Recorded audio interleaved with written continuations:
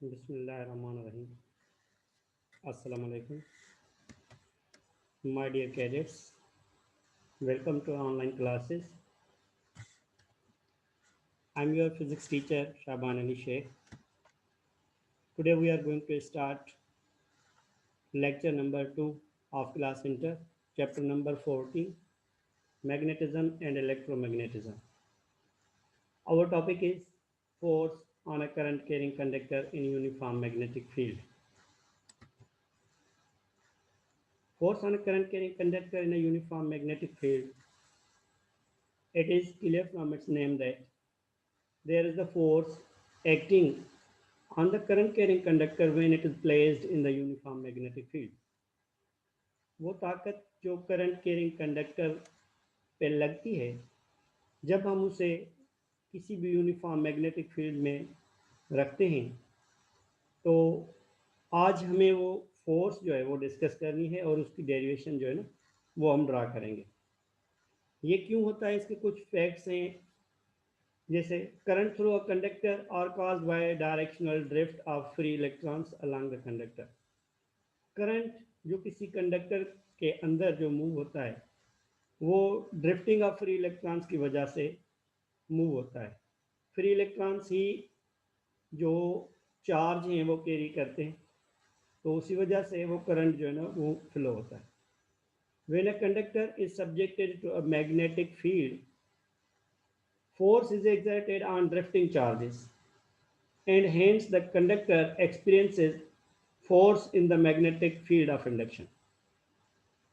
जब किसी current carrying conductor को मैग्नेटिक फील्ड में रखा जाता है तो उसके ऊपर एक फोर्स जो है ना वो अप्लाई होती है, वो लगती है, जो चार्जेस की बदौलत होती है। क्योंकि करंट कैरिंग कंडक्टर में चार्जेस जो हमेशा होती हैं वो हमारे मोशन में होती हैं।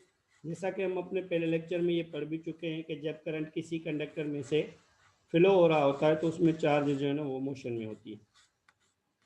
Now consider a linear conductor of length L and current carrying I by be subjected to a uniform magnetic field V, which makes an angle theta with the direction of electric current.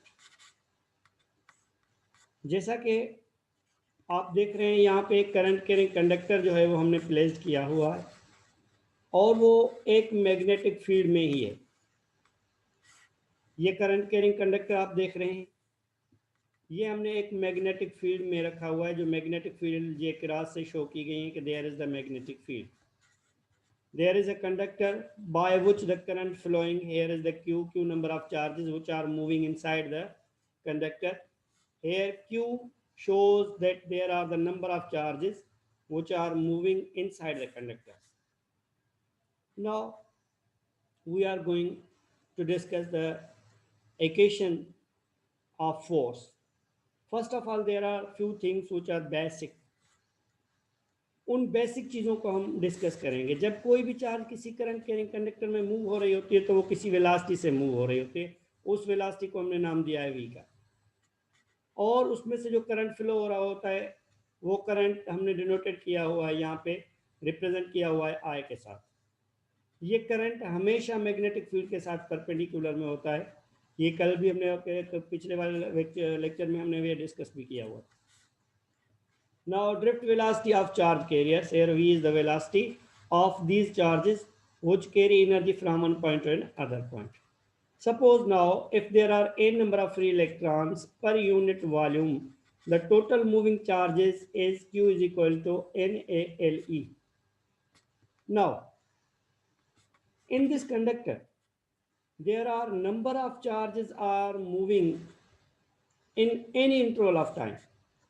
किसी भी time के दौरान या में किसी conductor के अंदर number of charges जो है ना वो फ्लो हो रही हैं, तो उन चार्जेस का जो ताल्लुक है वो हमने रिप्रेजेंट किया है यहाँ पे Q is equal to NaLe, where A shows the area, here is the area, and L shows the length of the conductor which is placed in the uniform magnetic field, which is denoted by L.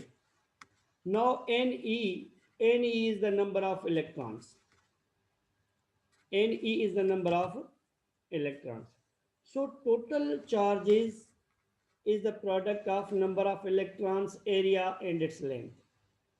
जितना area बड़ा होगा उसमें से उतनी ही ज़्यादा number of charges जो है ना वो मूव करेंगे. तो ये हमारा पहला रिलेशन जो total number of charge calculate करने के लिए मिला है कि Q is equal to NaLe. Now we are moving to find out the value of force on a current carrying conductor.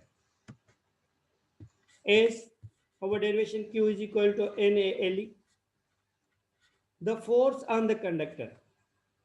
हम पिछले लेक्चर में पढ़ चुके हैं कि जो फोर्स होती है, force is equal to Q V B sine theta, जो हमने पढ़ा था प्रीवियस लेक्चर में कि वो जो चार्जेस होती हैं जो उस करंट कैरिंग कंडक्टर में से फ्लो हो रही हैं, जितनी वेलोसिटी से हो रही हैं, और उसके अंदर जो मैग्नेटिक फील्ड जिस वेलोसिटी से मूव हो रही हैं, और ये जो मैग्नेटिक फील्ड जो हमारी एक स्ट्रेंथ है वो, और उसके साथ साथ नंबर ऑफ चार्जेस की भी ये प्रोडक्ट होती हैं.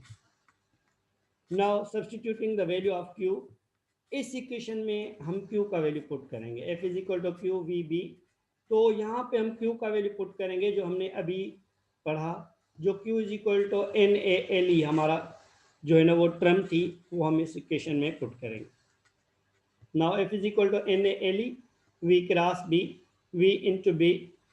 सो the expression can be change in terms of current. हमें करंट की टर्म जो है ना वो ऑब्टेन करनी है. हम इस एक्सप्रेशन को ऐसे भी चेंज कर सकते हैं कि F is equal to NaEV L into B. L जो लेंथ है वो प्रोडक्ट बना रही है मैग्नेटिक फील्ड के साथ, तो NaEV L इंटू बी, ये हमारी हो गई third equation. Here V is the velocity. We know that in mechanics velocity is the displacement upon time, but in this current carrying conductor condition here displacement denoted by L. वो जो displacement है वो हमने यहाँ पे current carrying conductor की condition में L के साथ रिप्रेजेंट किया हुआ है. तो V is equal to L upon T. Put the value of V in third equation. इस इक्वेशन में हम जो है वो वैल्यू पुट करेंगे V का. तो यहाँ पे हमारी जो डेरिवेशन हो जाएगी F is equal to NaEL L upon T, because इस वेलोसिटी की जगह पे हमने L अपॉन T रखा है, बाकी हमने जो डेरिवेशन है हमारी उसको हमने सेम रखा है, NaEL upon T. Here L into B. Now NaEL we know that जो हमने पहले दिया हुआ था, हमारी फर्स्ट इक्वेशन थी NaLe, तो उसको हमने दिया हुआ है कि NaEL जो हमारा बराबर होता है वो होता है Q के. तो हमने उसी इक्वेशन को दोबारा सब्स्टिट्यूट किया, वहीं पे उसका वैल्यू पुट किया हुआ है, तो हमारी डेरिवेशन बन जाएगी F is equal to Q upon T and L into B. Therefore we know that charge upon time is equal to current. Charge upon time, when any charge passing through any conductor or cross-sectional area in unit time, it is called that there is the electric current. So by putting the value of Q upon T, there is the derivation again, F is equal to IL into B, or F is equal to BIL sin theta. Here sin theta shows that this angle shows that there is the magnetic field and the current carrying conductor both are perpendicular to each other.